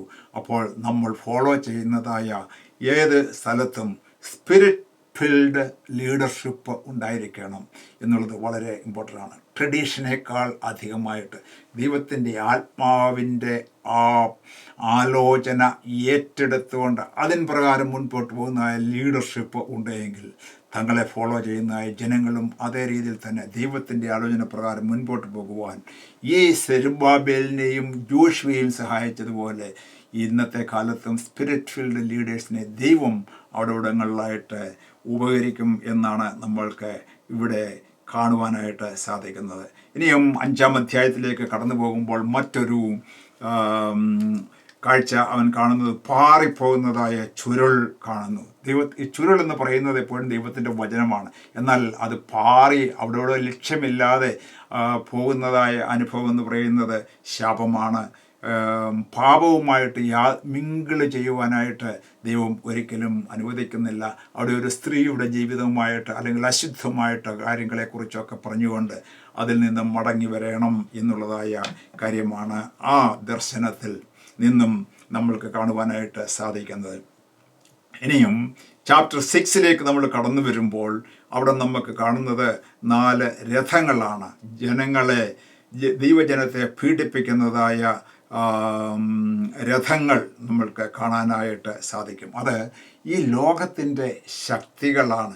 ഈ വെളിപ്പാട് പുസ്തകം 5-ാം അധ്യായത്തിൽ നോക്കുമ്പോഴും ഈ കുതിരകളെ നമ്മൾക്ക് കാണുവാനായിട്ട് സാധിക്കും. എന്നാൽ 6-ാം അധ്യായം 13-ാമത്തെ വാക്യത്തിലേക്ക് നമ്മൾ നോക്കുമ്പോൾ അവിടെ നമുക്ക് കാണുന്നത് മുളയായവൻ യഹോവയുടെ മന്ദിരം യെരുശലേമിൽ പണിയും. മുള എന്ന് പറയുമ്പോൾ ചെറിയ ഒരു മുളയായിട്ട് വന്ന് അത് വളർന്ന് വർദ്ധിച്ചു വരുന്നതായ ഒരു ചിത്രമാണ് അവൻ കാണുന്നത്. എന്താണ് ഈ മുള എന്ന് പറയുന്നത്? നമ്മുടെ കർത്താവായ യേശു ക്രിസ്തു ഈ ലോകത്തിലേക്ക് ഏറ്റവും ചെറിയവനായിട്ട് ഒരു സ്ത്രീയുടെ ഗർഭപാത്രത്തിലേക്ക് ഒരു മനുഷ്യനായിട്ട് അവതരിച്ച ഒരു മുളയായിട്ട് കടന്നു വന്ന് നമ്മളുടെ വീണ്ടെടുപ്പ് നടത്തുന്നതായ ആ യേശുവിൻ്റെ വരവിനെക്കുറിച്ചുള്ളതായ മുൻകൂട്ടിയുള്ളതായ പ്രവചന ഭാഗമാണ് ഇവിടെ നമ്മൾക്ക് കാണുവാനായിട്ട് സാധിക്കുന്നത്. ആ പ്രവചനം സംഭവിച്ചു യേശുക്രിസ്തുവിൻ്റെ ജനനത്തോടു കൂടെ എന്ന് പറഞ്ഞു. അപ്പോൾ ഈ യെരുശലേമിലുള്ളതായ യഹൂദന്മാർ പ്രതീക്ഷിച്ചിരിക്കുന്നതായ മശിഹ ഒരു മുളയായിട്ട് ജനിക്കും എന്നുള്ളതായ ആ പ്രവചനമാണ് അവിടെ നമ്മൾക്ക് കാണുന്നത്. ചാപ്റ്റർ 7 കടന്നു വരുമ്പോൾ അവിടെ ഉപവാസത്തെക്കുറിച്ച് ഉള്ളതായ കാര്യമാണ് എഴുതിയിരിക്കുന്നത്. ദൈവത്തോട് അടുത്ത് വസിക്കുവാൻ വേണ്ടിയാണ് ഉപവാസം ക്രമീകരിക്കേണ്ടത്. അല്ലാതെ അവരവരുടെ സ്ഥാപിത ഉദ്ദേശങ്ങൾക്ക് വേണ്ടി അല്ല ഉപവാസം നമ്മൾ എടുക്കേണ്ടത് എന്ന് എടുത്ത് പറഞ്ഞിരിക്കുകയാണ്. അപ്പോൾ മത്തായി 6-ാം അധ്യായത്തിൽ യേശു പറയുമ്പോഴും നിങ്ങൾ ഉപവസിക്കണം. യേശു 40 ദിവസം ഉപവാസത്തോടുകൂടെ മരുഭൂമിയിൽ ആയിരുന്നു എന്നൊക്കെ നമ്മൾ പഠിക്കുന്നുണ്ട്. ഉപവാസത്തിന് അതിൻ്റെതായ പ്രാധാന്യമുണ്ട്. ഉപവാസം എന്ന് പറയുന്നത് ദൈവത്തോടടുത്തിരിക്കുവാൻ, ദൈവത്തിൻ്റെ ആലോചന പ്രാപിക്കുവാൻ, ദൈവത്തിൽ സമർപ്പിക്കുവാൻ, നമ്മളുടെ വിശുദ്ധിയിലേക്ക് നമ്മളുടെ ജീവിതത്തെ കൊണ്ടുവരുവാൻ വേണ്ടിയാണ് ഈ ഉപവാസം നമ്മളെ ഉപകരിക്കുന്നത് എന്ന് പറയുന്നു. Praise God. അല്ലാതെ ഏതെങ്കിലും കാര്യങ്ങളുടെ സാധ്യതയ്ക്ക് വേണ്ടി മാത്രം ഉപവാസം ചെയ്യുന്നുവെങ്കിൽ അത് ശരിയായിട്ടുള്ള ഉപവാസം അല്ല എന്നുള്ളതാണ് നമ്മൾക്ക് മനസ്സിലാക്കിയിരിക്കേണ്ടത്. 7:12 കാണുമ്പോൾ അനുസരിക്കാത്ത ഹൃദയങ്ങളെ അവരെ കഠിനമാക്കിക്കൊണ്ട് ആ ഹൃദയങ്ങളെ യഹോവ കേൾക്കയില്ല എന്ന് ഉള്ളതായ ദൈവത്തിൻ്റെ ഭാഗമാണ് അവിടെ നമ്മൾക്ക് കാണുവാനായിട്ട് സാധിക്കുന്നത്. ഹൃദയങ്ങൾ ദൈവസന്നിധിയിൽ അനുസരണമില്ലാതെ, കേട്ടാലും അതനുസരിക്കാതെ വജ്രം പോലെ കഠിനമാക്കുന്ന ഹൃദയങ്ങൾ, ഇന്നും പലരുടെയും ഹൃദയങ്ങൾ അതുപോലെയാണ്. ദൈവത്തിൻ്റെ വചനം കേൾക്കുമ്പോൾ അവിടെ വജ്രം പോലെ അത് കഠിനമാക്കിയാൽ അതിൽ പ്രവർത്തിക്കാതെ അത് മാറിപ്പോകും. അവർക്ക് യാതൊരു പ്രയോജനവുമില്ല. അതവർക്ക് ശാപമായിട്ട് തന്നെ തീരുന്നു. അതിൻ്റെ ബേസിൽ അവർ ന്യായവിധി ദിവസത്തിൽ അവർക്ക് കണക്കൊടുക്കേണ്ടതായിട്ട് വരും. എന്നാൽ ദൈവത്തിൻ്റെ വചനത്തിൻ്റെ മുമ്പാകെ ഹൃദയത്തെ മെഴുകുപോലെ ഒരുക്കിക്കൊണ്ട്, അതല്ല എങ്കിൽ ഒരു നല്ല നിലത്ത് വീണതായ വിത്ത് പോലെ ആ ദൈവത്തിൻ്റെ വചന ഹൃദയത്തിൽ വീണു, ഏറ്റെടുത്തു, അത് വളർന്നു, 30, 60, 100 മേനിയായിട്ട് വളർന്നു വരുന്നുവെങ്കിൽ ഏറ്റവും അനുഗ്രഹിക്കപ്പെട്ടതായ ജീവിതമായിരിക്കും. അത് നമ്മളെ ആത്മാവിൻ്റെ ശക്തിയോടെ നടത്തുവാനായിട്ട് ബലപ്പെടുത്തും എന്നാണ് ഈ ഭാഗത്തു നിന്നും നമ്മൾക്ക് മനസ്സിലാക്കാനായിട്ട് സാധിക്കുന്നത്. ചാപ്റ്റർ 8 നമ്മൾ കടന്നു വരുമ്പോൾ അവൻ്റെ 5-ാമത്തെ വാക്യത്തിൽ നമ്മൾക്ക് കാണുന്നത് യെരുശലേമിൻ്റെ വീഥികളിലുള്ളതായ അനുഗ്രഹത്തെക്കുറിച്ചുള്ളതായ ഒരു ദർശനമാണ് അവിടെ നമ്മൾക്ക് കാണുന്നത്. വൃദ്ധന്മാർ ഒക്കെ യെരുശലേമിൽ ധാരാളമായിട്ട് ഉണ്ടാകും, മക്കളൊക്കെ ധാരാളമായിട്ടുണ്ടാകും, ജനങ്ങൾ നിറയും. അങ്ങനെയുള്ള അനുഭവത്തിലേക്ക് ദൈവം നിങ്ങളെ നടത്തും എന്നുള്ളതായ ആ വാഗ്ദത്തം ദൈവം ഇസ്രായേൽ മക്കൾക്ക് കൊടുക്കുകയാണ്. അന്നത്തെ അവസ്ഥ നമ്മൾക്ക് അറിയുവാനായിട്ട് സാധിക്കും. ബാബിലോണിലേക്ക് കടന്നു പോയവർ തിരിച്ചു വരുമ്പോൾ ശൂന്യമായി കിടക്കുന്നതായ യെരുശലേം പട്ടണമാണ്. കൃഷിയില്ല, വെള്ളമില്ല, ഒന്നും തന്നെ ഇല്ലാത്ത അവസ്ഥ. എന്നാൽ യെരുശലേമിനെ നിറയ്ക്കും, അനുഗ്രഹം കൊണ്ട് നിറയ്ക്കും. ജനങ്ങൾ, വൃദ്ധന്മാർ ധാരാളമായിട്ട് ലോങ് ഇയേഴ്സ് ജീവിച്ചിരിക്കും, മക്കൾ ധാരാളമായിട്ടുണ്ടാകും, പട്ടണമെല്ലാം ജനങ്ങളെ കൊണ്ട് നിറയെ സമൃദ്ധി ഉണ്ടായി വരും എന്നുള്ളതാണ് അവിടെ നമ്മൾക്ക് കാണുന്നത്. 9-ാം അധ്യായത്തിലേക്ക് കടന്നു വരുമ്പോൾ അതിൻ്റെ 9-ാമത്തെ വാക്യം വായിക്കുമ്പോൾ അവിടെ എഴുതിയിരിക്കുന്നത് നമ്മുടെ കർത്താവായ യേശു ക്രിസ്തുവിനെ കുറിച്ചുള്ളതായ മറ്റൊരു പ്രവചനമാണ്. അതായത് രാജാവായിട്ട് പെൺകുട്ടിയുടെ പുറത്ത് കയറി വരുന്നതായ യേശുവിനെയാണ് അവിടെ പ്രവചനമായിട്ട് എഴുതിയിരിക്കുന്നത്. നിന്റെ മശിഹ രാജാവായിട്ട് യെരുശലേമിൽ കഴുതക്കുട്ടിയുടെ പുറത്തിതാ കയറി വരുന്നതായിട്ട് ഞാൻ കാണുന്നു. അന്ന് ഈ കാര്യം സംഭവിച്ചിട്ടില്ല. എന്നാൽ യെരുശലേമിൽ നമ്മുടെ കർത്താവായ യേശു ക്രിസ്തു ആ കഴുതക്കുട്ടിയുടെ പുറത്ത് കയറിക്കൊണ്ട് വരുമ്പോൾ ജനങ്ങളൊക്കെ വസ്ത്രം വിരിച്ചിടുന്നു. അതുപോലെ തന്നെ വൃക്ഷത്തിൻ്റെ ഇലകളെ, കുരുത്തോലകൾ ഒക്കെ അവിടെ ഇട്ട് അവരെ സ്വീകരിക്കുന്നതായ കാഴ്ച. അപ്പോൾ അന്നത്തെ കാലത്ത് ഈ കാര്യം സംഭവിച്ചിട്ടില്ലായിരുന്നു. എന്നാൽ കർത്താവായ യേശു ക്രിസ്തു ഈ ഭൂമിയിലേക്ക് ജനിച്ചു, വളർന്നു, ശുശ്രൂഷയുടെ അവസാന ഘട്ടത്തിലേക്ക് ആയപ്പോൾ ഈ ഇസ്രായേലിൻ്റെ മശിഹ രാജാവ് ഈ യെരുശലേമിൽ എഴുന്നള്ളുന്നതായ സംഭവം നടന്നു എന്നുള്ള വചനത്തിൽ എഴുതിയിരിക്കുന്നത് നമ്മൾക്ക് കാണാനായിട്ട് സാധിക്കുന്ന കഴുതക്കുട്ടിയുടെ പുറത്ത് കയറി വരുന്ന യേശു ക്രിസ്തുവിനെ നമ്മൾക്ക് കാണാനായിട്ട് സാധിക്കും. 9:11 നമ്മൾ വായിക്കുന്നത്, നിയമരക്തം മൂലം ഞാൻ നിന്റെ ബദ്ധന്മാരെ വെള്ളമില്ലാത്ത കുഴിയിൽ നിന്ന് വിടുവിക്കും. ഒരു നിയമ രക്തം എന്ന് പറയുമ്പോൾ ഒരു രക്തം ചൊരിയുന്നത് ഒരു നിയമത്തോടു കൂടെയാണ്. പഴയ നിയമത്തിലെ യാഗങ്ങളൊക്കെ കഴിക്കുമ്പോൾ കേവലം ഒരു മൃഗത്തെ കൊല്ലുക മാത്രമല്ല, ആ രക്തത്തിന് ഒരു നിയമമുണ്ടായിരുന്നു. ഈ രക്തം ഞാൻ ചൊരിയേണ്ടതിന് പകരം ഇതാ മൃഗം ചൊരിയുന്നു. ഇതോടുകൂടെ ഞാനും എൻ്റെ മാനസികമായിട്ട് എൻ്റെ ആ അനുതാപത്തിലേക്ക് കടന്നു വന്ന ഒരു മരിച്ച അവസ്ഥയിലേക്കായിത്തീരുന്നു. കർത്താവായ യേശു ക്രിസ്തുവിൻ്റെ ആ രക്തത്തെ മുൻകണ്ടുകൊണ്ടാണ് പഴയ നിയമ വിശുദ്ധന്മാർ ഈ രക്തം ചെയ്തിരുന്നത്. എന്നാൽ കാളകളുടെയും ആട്ടുകൊറ്റന്മാരുടെയും രക്തത്തിന് ചെയ്യാൻ കഴിയാത്തതിനെ ചെയ്യുവാൻ തക്കവണ്ണം ശക്തിയുള്ളതാണ് യേശുവിൻ്റെ രക്തം. യേശുവിൻ്റെ രക്തം എന്ന് പറയുന്നത് നിയമരക്തമാണ്, നിത്യനിയമത്തിൻ്റെ രക്തമാണ് അതിൻ്റെ പ്രത്യേകത എന്ന് പറയുന്നത്. അതുകൊണ്ടാണ് ഇനിമേൽ ഒരു മൃഗത്തിൻ്റെയും യാഗം ആവശ്യമില്ല. കർത്താവായ യേശു ക്രിസ്തു യാഗം നമ്മൾക്ക് വേണ്ടി കഴിച്ചു. അതിൽ വിശ്വസിക്കുക, ഏറ്റെടുക്കുക, മുൻപോട്ട് ധൈര്യമായിട്ട് പോവുക.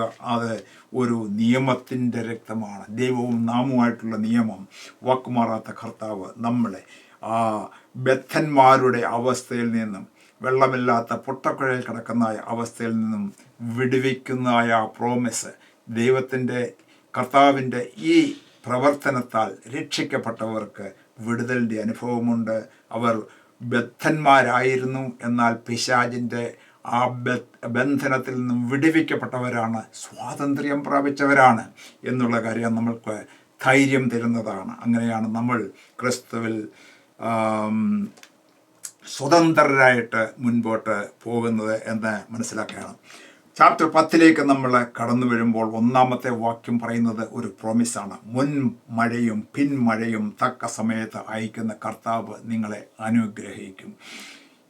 ഈ യെരുശലേം അല്ലെങ്കിൽ ഇസ്രായേൽ മക്കളുടെ കാലത്ത് വചനത്തിൽ പറഞ്ഞിട്ടുണ്ട്, നിങ്ങൾ പാപത്തിലേക്ക് പോയി കഴിഞ്ഞാൽ ദൈവം മഴ അയക്കുകയില്ല. പ്രകൃതിയെ നിയന്ത്രിക്കുന്നവൻ നമ്മളുടെ കർത്താവാണ്. എന്നാൽ നിങ്ങൾ പ്രാർത്ഥിച്ചാൽ മഴയെ അയക്കുന്നവൻ നമ്മളുടെ കർത്താവാണ്, അതിനെ നിയന്ത്രിക്കുന്നവൻ അവനാണ്. ഫോർ എക്സാമ്പിൾ, ഏലിയാവിൻ്റെ കാലത്ത് ഈ ദുഷ്ടത നിമിത്തം ഏലിയാവ് പ്രാർത്ഥിച്ചു, ഇനി ഞാൻ പറഞ്ഞല്ലാതെ മഴ ഉണ്ടാകയില്ല. ദൈവത്തിൻ്റെ വചനം ഓർത്തുകൊണ്ടാണ് അങ്ങനെ ചെയ്തത്. എന്നാൽ മഴയ്ക്ക് വേണ്ടി അവൻ വീണ്ടും അപേക്ഷിച്ചപ്പോൾ മഴ പെയ്തു എന്ന് നമ്മൾക്ക് കാണാനായിട്ട് സാധിക്കും. നമ്മുടെ കർത്താവ് നമ്മൾക്ക് മുൻമഴയും പിൻമഴയും തക്ക സമയത്ത് അയക്കുന്നവനാണ്. മഴയെ സംബന്ധിച്ച് നോക്കുമ്പോൾ ദൈവത്തിൻ്റെ ആത്മാവിൻ്റെ ആ മഴ ഇവിടെ പെയ്ത്ത് എന്ന് നമ്മളുടെ ഹൃദയത്തിലേക്ക് മനസ്സിലാക്കാനായിട്ട് സാധിക്കും. നമ്മളുടെ 1-ാം നൂറ്റാണ്ടിൽ പെയ്തതായ ആ ആത്മാവിൻ്റെ മഴ ഇന്നത്തെ കാലത്തും ലോകത്തിൻ്റെ വിവിധ ഭാഗങ്ങളിൽ പെയ്ത് അതിൽ ജനങ്ങൾ ധൈര്യപ്പെട്ട് ബലപ്പെട്ട് മുൻപോട്ട് പോകുവാൻ തക്കവണ്ണം കർത്താവ് സഹായിച്ചുകൊണ്ടിരിക്കുന്നു എന്നാണ് നമ്മൾക്ക് ഇവിടെ കാണാനായിട്ട് സാധിക്കുന്നത്. ഇനിയും 11-ാം അധ്യായത്തിൻ്റെ 13-ാമത്തെ വാക്യം നമ്മൾക്ക് നോക്കാം. ഇവിടെ പറയുന്നത് മറ്റൊരു പ്രവചനമാണ്, സംഭവിച്ചതായ പ്രവചനം. എൻ്റെ കൂലിയായിട്ട് 30 വെള്ളിക്കാശ് തൂക്കിക്കൊടുത്തു. അവൻ വേറൊരു ദർശനം കാണുകയാണ്. ഈ മശിക ഇവിടേക്ക് കടന്നു വരുന്നു. അവൻ്റെ വിലയായിട്ട് 30 വെള്ളിക്കാശ് ഇതാ തൂക്കിക്കൊടുക്കുന്നു. അത് ഭണ്ഡാരത്തിൽ ഇട്ടുകളക എന്ന് പറയുന്നു. അവർ എന്നെ മതിച്ചിരിക്കുന്ന മനോഹരമായ ഒരു വില തന്നെ. ഇത് സക്രിയ പ്രവാചകൻ നമ്മുടെ കർത്താവായ യേശുക്രിസ്തുവിൻ്റെ വരവിന് മുമ്പ് കണ്ടതായ ഒരു ദർശനമാണ്, അല്ലെങ്കിൽ പ്രവചന ഭാഗമാണ്. ഈ പ്രവചനം നിവർത്തിച്ചതായിട്ട് നമ്മളുടെ കർത്താവായ യേശുക്രിസ്തുവിൻ്റെ ക്രൂശീകരണത്തിന് മുമ്പ് യൂദയിൽ കൂടെ നമ്മൾ പഠിച്ചിട്ടുണ്ടല്ലോ. എന്ന് പറഞ്ഞാൽ 30 വെള്ളിക്കാശ് ഈ ശാസ്ത്രിമാരോടും പരീശന്മാരോടും ഒക്കെ വാങ്ങിക്കൊണ്ട് യേശുവിനെ ഒറ്റിക്കൊടുത്തു വിറ്റ് കളഞ്ഞതായിട്ട് ഈ പ്രവചനം അവിടെ നിവർത്തിക്കപ്പെട്ടതായിട്ട് നമ്മൾക്ക് കാണുന്നു. Praise God. അത് മനോഹരമായ ഒരു വില തന്നെ. ചാപ്റ്റർ 12 നമ്മൾ കടന്നു വരുമ്പോൾ 1-2 വാക്യം നമ്മൾ കാണുന്നത് സർവശക്തനായ ദൈവം അവനെക്കുറിച്ചൊരു ഇൻ്റർപ്രട്ടേഷൻ പറയുന്നത്, അല്ലെങ്കിൽ എക്സ്പ്ലനേഷൻ പറയുന്നത്, ആകാശത്തെ വിരിച്ചവൻ, ഭൂമിക്ക് അടിസ്ഥാനമിട്ടവൻ. അങ്ങനെ അത് മാത്രവുമല്ല, മൂന്നാമത്തെ ഏറ്റവും ഇമ്പോർട്ടൻ്റ് ആണ്, മനുഷ്യൻ്റെ ആത്മാവിനെ അവൻ്റെ ഉള്ളിൽ നിർമ്മിച്ചവൻ അവൻ തന്നെയാണ്. മനുഷ്യൻ്റെ ആത്മാവിനെ ഉള്ളിൽ നിർമ്മിച്ചവൻ ആയ നമ്മളുടെ കർത്താവ് എന്ന് പറയുമ്പോൾ അവൻ്റെ സാദൃശ്യത്തിലും സ്വരൂപത്തിലും നമ്മളെ നിർമ്മിച്ചു. അവനോട് കൂടെ നമ്മൾ വസിക്കുവാൻ വേണ്ടി അത് ആണ് ഇങ്ങനെ അയച്ചിരിക്കുന്നത്. മറ്റ് ഇന്നത്തെ മനുഷ്യരും സയൻസും ഒക്കെ എക്സ്ക്യൂസ് പറഞ്ഞുകൊണ്ട് ദൈവത്തെ മറക്കുകയും ദൈവത്തെ ഇഗ്നോർ ചെയ്യുന്നവരും പറയുന്നത് മൃഗങ്ങളിൽ നിന്നാണ് മനുഷ്യൻ വന്നത്, മൃഗങ്ങളുമായിട്ട് യാതൊരു വ്യത്യാസവുമില്ല, മൃഗങ്ങൾ മോഡിഫൈ ചെയ്ത് അവർ മനുഷ്യരായി തീർന്നു എന്ന് അവൻ ആത്മാവെന്ന് പറയുന്നത് ഇല്ല എന്ന് പറയുമ്പോൾ ദൈവത്തിൻ്റെ വചനം വ്യക്തമായിട്ട് പറയുകയാണ്, അവർക്ക് ആത്മാവ് ഉണ്ട്. നമ്മൾക്ക് ദൈവത്തിൽ വിശ്വസിക്കുന്നവർക്ക് അത് മനസ്സിലാക്കുവാനായിട്ട് സാധിക്കുന്നു. അതിനായിട്ട് നമ്മൾ കാത്തിരിക്കുന്നു. ഇന്ന് ദൈവത്തിൻ്റെ വചനം സങ്കീർത്തന പുസ്തകത്തിൽ പറഞ്ഞിട്ടുണ്ട്, വിവേകഹീനായ മനുഷ്യൻ വിവേകഹീനനായി തീർന്നാൽ അവൻ നശിച്ചു പോകുന്ന മൃഗങ്ങൾക്ക് തുല്യരത്രയെന്ന്. മൃഗങ്ങളൊക്കെ നശിച്ചു പോകും, അതിന് ആത്മാവ് ഇല്ല എന്നുള്ളതാണ് വ്യത്യാസം. എന്നാൽ അതൊക്കെ മനസ്സിലാക്കാത്ത മനുഷ്യരാണ് മനുഷ്യരെക്കാൾ വില കൊടുക്കുന്നത് ഇന്ന് മൃഗങ്ങൾക്കാണ് എന്നുള്ളതായ ചരിത്രം പല ഭാഗങ്ങളിലും നമ്മൾക്ക് കണ്ടുകൊണ്ടിരിക്കുന്ന അവസ്ഥയാണ്. ഈ നായ്ക്കൾക്കും അതുപോലെ തന്നെ പശുക്കൾക്കും ഒക്കെ മനുഷ്യനേക്കാൾ വില കൊടുത്ത് അതിനെയൊക്കെ ആംബുലൻസ് വിളിച്ച് ആശുപത്രിയിലേക്ക് കൊണ്ടുപോകാൻ അനേക പണം മുടക്കുമ്പോൾ ഇന്നത്തെ മനുഷ്യന് യാതൊരു വിലയും കൽപ്പിക്കാതെ അവനെ കൊന്നുകളയുന്നതായ അനുഭവങ്ങളൊക്കെ നമ്മൾ കണ്ടുകൊണ്ടിരിക്കുന്നു. അത് വിവേകഹീനനായ മനുഷ്യൻ ആണ് അവൻ മൃഗങ്ങളെപ്പോലെ തന്നെയാണ്, അവൻ്റെ അവസാനവും അങ്ങനെയായി തീരുമെന്നാണ് ദൈവത്തിൻ്റെ വചനം പറഞ്ഞിരിക്കുന്നത്. Praise God. ഇനിയും തുടർന്ന് 12-ാം അധ്യായത്തിൽ പറഞ്ഞിരിക്കുന്നത് യെരുശലേമിനെ സകല ജാതികൾക്കും ഒരു പരിഭ്രമമാക്കും എന്നാണ് പറഞ്ഞിരിക്കുന്നത്. യെരുശലേം എന്ന് പറയുമ്പോൾ അന്ന് യെരുശലേമെ ശൂന്യമായി കിടന്നിരിക്കുന്ന ആ സ്ഥാനത്ത് നിന്ന് ദൈവം അവരെ കൊണ്ടുവന്നു, പണിതു. അവരുടെ സ്ഥിതി ഇന്നത്തെ കാലത്ത് നമ്മൾക്ക് അറിയാം. സകല ജാതികൾക്കും ഒരു പരിഭ്രമ വിഷയമാണ് യെരുശലേം എന്ന് പറയുന്നത്. അവരെക്കുറിച്ച് പറയുന്നത്, ഞാൻ യെരുശലേമിനെ ഒരു ഭാരമുള്ള കല്ലാക്കി മാറ്റും, അതിനെ ചുമക്കുന്നവർ കഠിനമായി മുറിവേൽക്കും. ഇന്ന് നമ്മൾ യെരുശലേമിൻ്റെ ചരിത്രം നമ്മൾ ഓരോ ദിവസവും കണ്ടുകൊണ്ടിരിക്കുകയാണ്. കേരളത്തേക്കാൾ കുറഞ്ഞ വിസ്തീർണമുള്ളതായ ചെറിയ ഒരു രാജ്യം, അതിനെ ചുമക്കുന്നവരൊക്കെ കഠിനമായിട്ട് മുറിവേറ്റുകൊണ്ട് ഇരിക്കുകയാണ്. ഈ ദൈവത്തിൻ്റെ വചനമനുസരിച്ച് 12-ന്റെ 6-ാമത്തെ വാക്യം നമ്മൾ നോക്കുമ്പോൾ അവരെക്കുറിച്ച് പറഞ്ഞിരിക്കുന്ന യഹൂദ മേധാവികളെ വിറകിൻ്റെ ഇടയിൽ തീച്ചട്ടി പോലെയാക്കും, കറ്റയുടെ ഇടയിൽ തീപ്പന്തം പോലെയാക്കും എന്ന് പറഞ്ഞാൽ അതുപോലെ ഫയർ പോലെ അവർ ലോകത്തിൻ്റെ മുമ്പിൽ ശക്തിയോടുകൂടെ മറ്റുള്ളവരെ തീയിൽ എരിച്ചുകൊണ്ട് മുൻപോട്ട് പോകും. പരിഭ്രമ വിഷയമായിട്ട് അവർ മുൻപോട്ട് പോകും. ഇന്ന് യെരുശലേമിൽ നടക്കുന്ന കാര്യങ്ങളും ചുറ്റുപാടുള്ള കാര്യങ്ങളൊക്കെ നോക്കുമ്പോൾ ഈ കാര്യങ്ങൾ നമ്മൾക്ക് വ്യക്തമായിട്ട് ഞാൻ പറയാതെ തന്നെ മനസ്സിലാകും എന്ന് വിശ്വസിക്കുന്നു. Praise God. 12-ന്റെ 10-ാമത്തെ വാക്യം നമ്മൾ നോക്കുമ്പോൾ പരസ്യമായിട്ട് കർത്താവിൻ്റെ 2-ാമത്തെ വരവിനെ വിളിച്ചു പറയുന്നതായ ഒരു പ്രവചന ഭാഗമാണ് ഇവിടെ നമ്മൾക്ക് കാണാനായിട്ട് സാധിക്കുന്നത്. അവിടെ എഴുതിയിരിക്കുന്ന അന്നത്തെ കാലത്ത് കൃപയുടെയും യാചനയുടെയും ആത്മാവിനെ ഞാൻ പകരും, തങ്ങൾ കുത്തിയിട്ടുള്ളവങ്കിലേക്ക് അവർ നോക്കും. യഹൂദർ ഏകജാതനെക്കുറിച്ച് വിലപിക്കുന്നത് പോലെ അവർ വിലപിക്കും. എന്നിട്ട് 13-ന്റെ 1 പറയുന്നത്, പാപത്തിൻ്റെയും മാലിന്യത്തിൻ്റെയും പരിഹാരത്തിനുള്ള ഒരു ഉറവ തുറന്നിരിക്കും. നമ്മളുടെ കർത്താവായ യേശുക്രിസ്തു തൻ്റെ സഭയെ ചേർത്ത് 7 വർഷക്കാലം സ്വർഗത്തിൽ അത് സെലിബ്രേറ്റ് ചെയ്തതിന് ശേഷമായിട്ട് ആ സമയം ഭൂമിയിൽ മഹാ കഷ്ടത്തിലൂടെ കടന്നു പോകുന്നതായ അല്ലെങ്കിൽ മഹോദ്രവകാലം എന്ന് പറയുന്നതായ ആ സംഭവത്തിൽ കൂടെ കടന്നു പോകുന്നതായ യഹൂദ ജനങ്ങൾ ദൈവത്തെ വിളിച്ച് അപേക്ഷിക്കുകയും ആ സമയത്താണ് ഈ സംഭവം നടക്കുന്നത്. യേശു തൻ്റെ സഭയുമായിട്ട് ഈ ലോകത്തിലേക്ക് യെരുശലേമിലേക്ക് കടന്നു വരും. യെരുശലേമിൻ്റെ അവിടെയുള്ളതായ ഒലിവു മലയിൽ തൻ്റെ കാല കുത്തുകയും ചെയ്യും. അവരെ അന്ന് ഈ മശിഹായെ ഇസ്രായേൽ ജനങ്ങൾ തങ്ങളുടെ കഷ്ടതയുടെ മടുവിൽ അവനെ കാണും എന്നാണ് പറയുന്നത്. അന്ന് പരസ്യമായിട്ട് അവൻ രാജാവായിട്ട് വരുമ്പോൾ എങ്ങനെ കാണും?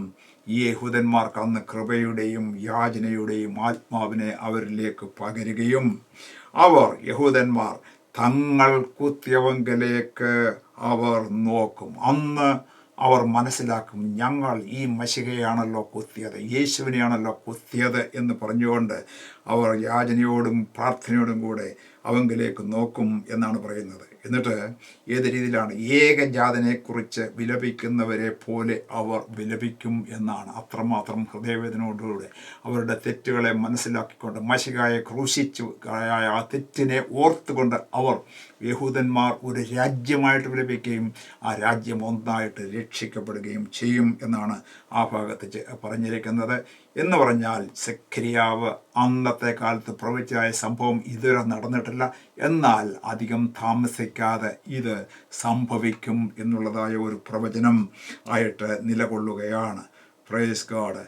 13-ന്റെ 1 പറയുന്നത്, പാപത്തിൻ്റെയും മാലിന്യത്തിൻ്റെയും പരിഹാരത്തിനുള്ള ഒരു ഉറവ തുറന്നിരിക്കും. യേശു ക്രിസ്തുവിനെ ക്രൂശിൽ കൊന്നതായ ആ പാപത്തിൻ്റെയും മാലിന്യത്തിൻ്റെയും കറകളൊക്കെ കഴുകുന്നതിന് വേണ്ടി ഒരു ഉറവ അവർക്ക് വേണ്ടി അന്ന് തുറന്നു കൊടുക്കും.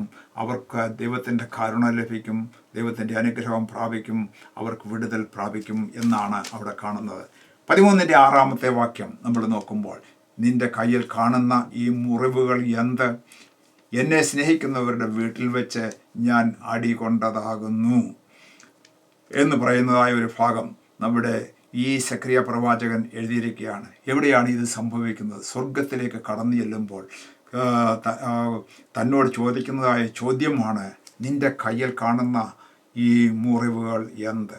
എന്ന് പറയുമ്പോൾ എന്നെ സ്നേഹിക്കുന്നവരുടെ വീട്ടിലേക്ക് എന്ന് പറഞ്ഞാൽ യഹൂദന്മാരുടെ നടുവിലേക്ക് ഞാൻ ചെന്നപ്പോൾ ആ വീട്ടിൽ വെച്ച് ഞാൻ അടികൊണ്ടതാകുന്നു. അവരെന്നെ തള്ളിക്കളഞ്ഞു, അവരെന്നെ അടിച്ചു, അവൻ്റെ തലയിൽ മുൾക്കിരീടം വെച്ചു, അവൻ്റെ വിലാപ്പുറം കുത്തി തുളച്ചു, കൈകൾ ആണികൾ കൊണ്ട് തറച്ചു. ഈ മുറിവുകളൊക്കെ എന്നെ സ്നേഹിക്കുന്നവരുടെ വീട്ടിൽ വെച്ച് ഞാൻ അടികൊണ്ടതാകുന്നു എന്ന് പറയുന്നു. അപ്പോൾ അതും അന്ന് സംഭവിക്കും. ഇങ്ങനെ കണ്ടുകൊണ്ട് ആ സ്നേഹത്തെ ഓർത്തുകൊണ്ട് തൻ്റെ ഭക്തന്മാരെല്ലാവരും ദൈവത്തെ ആരാധിക്കുന്നതായ ഒരു അനുഭവം ഉണ്ടാകും എന്നാണ് 13-ാമത്തെ അധ്യായം 7-ാമത്തെ വാക്യം നമ്മൾ നോക്കുമ്പോൾ അവിടെ ഇങ്ങനെയാണ് എഴുതിയിരിക്കുന്നത്: വാളെ എൻ്റെ ഇടയൻ്റെ നേരെയും എൻ്റെ കൂട്ടാളിയായ പുരുഷൻ്റെ നേരെയും ഉണരുക, ആടുകൾ ചിതറിപ്പോകേണ്ടതിന് ഇടയനെ വെട്ടുക എന്ന് ഉള്ളതായ സംഭവിച്ചതായ ഒരു വാക്കാണ് ഇവിടെ നമുക്ക് കാണാനായിട്ട് സാധിക്കുന്നത്. പ്രവാചകം ആണ് നമുക്കവിടെ കാണുവാനായിട്ട് സാധിക്കുന്നത്.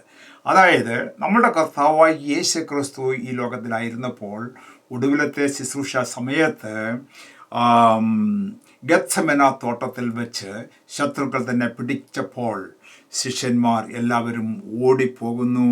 എന്നാൽ ഇടയനെ അവർ പിടിക്കുന്നു, വെട്ടുന്നു. ആ കാഴ്ച ആണ് കാണുന്നത്. ദൈവത്തിൻ്റെ നേരത്തെയുള്ള പ്രവചനമാണ് വാളെ, ന്യായവിധിയുടെ വാളെ ഈ ഇടയൻ്റെ മേൽ വീഴുക, വെട്ടുക എന്നുള്ളത്. അങ്ങനെ നമ്മുടെ കർത്താവായ യേശു ക്രിസ്തു നമ്മളുടെ മേൽ ഉണ്ടായിരുന്നതായ ആ ഖഡ്ഗം അല്ലെങ്കിൽ വാള് തൻ്റെ മേൽ വഹിച്ചുകൊണ്ട് നമ്മളെ ആ ഏദൻ പർദീസയിലേക്ക്, സ്വർഗീയ പർദീസയിലേക്ക് പ്രവേശനം അനുഭവിച്ചു. താൻ മുൻപേ വെട്ടേറ്റവനായിട്ട് ആദ്യത്തെ ആ തോട്ടത്തിലേക്ക് കടക്കുന്നവനായിട്ട് ഉള്ളതായ ആ ചിത്രമാണ് നമ്മൾക്ക് അവിടെ കാണുവാനായിട്ട് സാധിക്കുന്നത്. Praise God.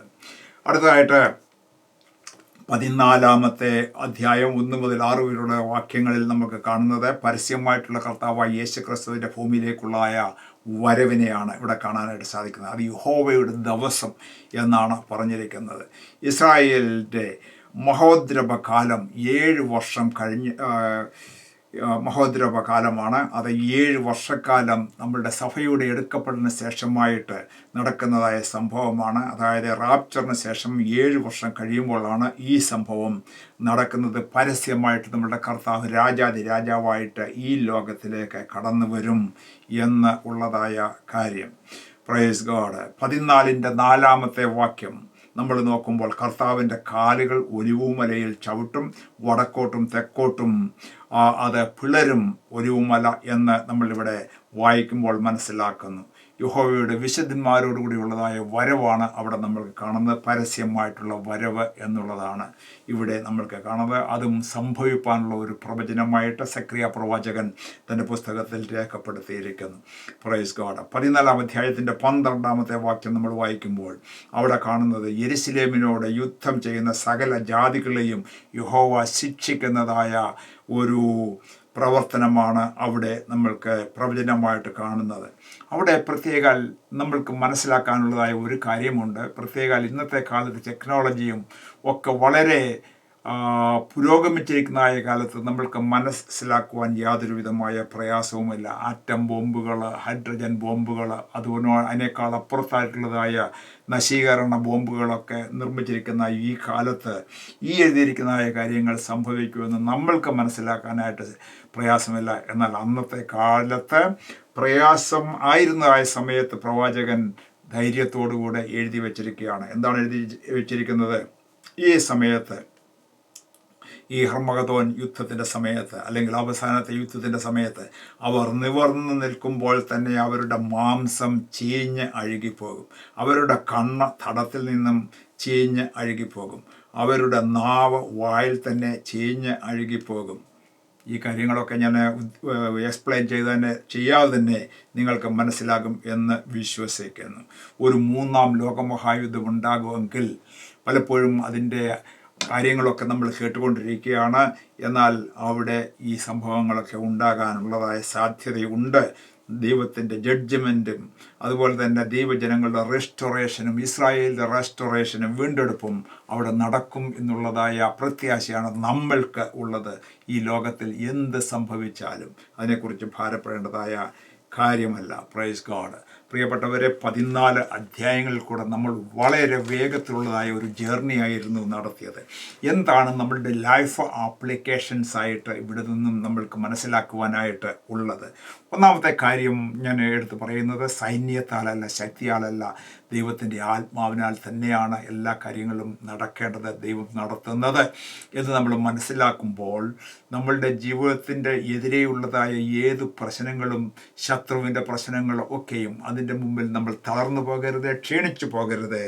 എന്നാൽ ദൈവത്തിൻ്റെ ആത്മാവിനാൽ നിറഞ്ഞ് ദൈവത്തിൻ്റെ ആത്മാവിന് സകലത്തെ നിയന്ത്രിക്കുവാൻ പർവ്വതങ്ങളും മഹാപർവ്വതങ്ങളും പോലെയുള്ളതായ പ്രശ്നങ്ങളൊക്കെ സമഭൂമി പോലെ നിരപ്പാക്കുവാൻ തക്കവണ്ണം കർത്താവിന് കഴിയും എന്ന് നമ്മൾ മനസ്സിലാക്കുമ്പോൾ ദൈവത്തിൽ അധികമായിട്ട് വിശ്വസിക്കുവാനും അവൻ്റെ ആത്മാവിന് വേണ്ടി അധികം ദാഹിക്കുവാനും നമ്മൾക്ക് ഇടയായി തീരണം. രണ്ടാമതൊരു കാര്യം ഒന്നുകൂടെ ഓർപ്പിക്കട്ടെ, സെരുബ്ബാബേലിൻ്റെ കയ്യിലിരുന്നായ തൂക്കുകെട്ട് സന്തോഷിച്ചതായ ദൈവം ഇന്നത്തെ കാലത്ത് ജീവിക്കുന്നതായ നമ്മളുടെ ജീവിതത്തിലും കർത്താവിന് വേണ്ടി ചെയ്യുന്ന ഓരോ ചെറിയ പ്രവർത്തനങ്ങൾ, ഈ തൂക്കുകെട്ട വളരെ ചെറിയ ഒരു സാധനമാണ് എങ്കിൽ തന്നെയും അതുപോലെ ചെറിയ രീതിയിൽ നമ്മൾ കർത്താവിന് വേണ്ടി പ്രവർത്തിക്കുന്നതായ, അവൻ്റെ രാജ്യത്തിന് വേണ്ടി പ്രവർത്തിക്കുമ്പോൾ സ്വർഗത്തിൽ സന്തോഷിക്കുന്ന ഒരു ദൈവമുണ്ട് എന്ന് മനസ്സിലാക്കിക്കൊണ്ട് ധൈര്യത്തോടെ ചെയ്യുക.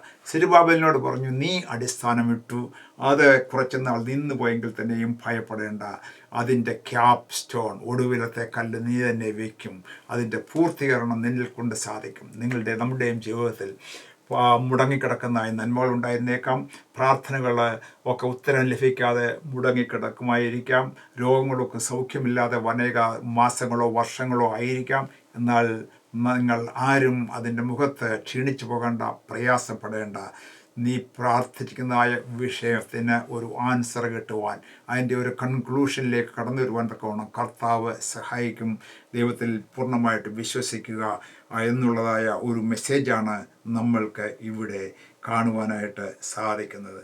മൂന്നാമതായിട്ട് ഏറ്റവും പ്രധാനമായിട്ടുള്ളത്, നമ്മുടെ കർത്താവായ യേശു ക്രിസ്തു ഈ ലോകത്തിലേക്ക് വരുന്നതിൻ്റെ പലവിധങ്ങളായ പ്രവചനങ്ങളും ഈ പുസ്തകത്തിൽ എഴുതിയിരിക്കുന്നത് നമ്മൾ ചിന്തിച്ചു, അതൊക്കെ സംഭവിച്ചു കഴിഞ്ഞു. ഇനി സംഭവിക്കുവാനുള്ളതായ കാര്യമുണ്ട്. നമ്മൾ സ്വർഗത്തിലേക്ക് കടന്നു ചെല്ലുന്നതും അവൻ്റെ വരവിനെക്കുറിച്ചുള്ളതും ആയ കാര്യങ്ങളൊക്കെ നമ്മൾ പഠിച്ചു കഴിഞ്ഞു. ഈ ലോകത്തിൽ നമ്മൾ ജീവിക്കുമ്പോൾ പലവിധമായ പ്രയാസങ്ങളും ദുഃഖങ്ങളും ഉണ്ട്. എന്നാൽ നമ്മളുടെ കർത്താവ് മേഘത്തിൽ വരും, നമ്മളെ ചേർക്കും, സഭയുടെ ഉൾപ്രാവണം നടക്കും എന്നുള്ളതാണ് നമ്മളുടെ ഏറ്റവും പ്രത്യാശ ഏറിയ കാര്യമെന്ന് പറയുന്നത്. നമ്മൾ ആ വരവിലാണ് നമ്മൾ എടുക്കപ്പെടുവാൻ തയ്യാറാകേണ്ടത്. അല്ലാതെ മഹോദ്രവത്തിൽ കൂടെ കടന്നു പോയിട്ട് ഒടുവിൽ കർത്താവിൻ്റെ രണ്ടാമത്തെ വരവിന് വേണ്ടി നമ്മൾ കാത്തിരിക്കുന്നവരല്ല.